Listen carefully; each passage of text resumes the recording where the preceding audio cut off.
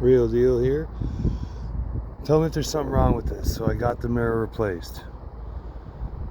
You know, I had to bend the door back in. It was nice. I actually had to zip tie a block to the corner, and then I just smashed it with a mallet. But anyway, so tell me what's wrong with this picture.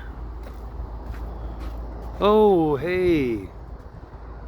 Is that supposed to look like that? No, it's supposed to look like that.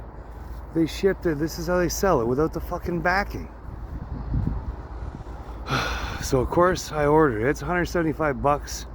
Such bullshit. But I coated these whatever I could. If it gets bad where I'm driving and snow wise, I'll saran wrap around it if I have to. But yeah, that just blew me away. You pay $1,000 for a mirror. You don't even get the complete mirror. Stupid. Until next time.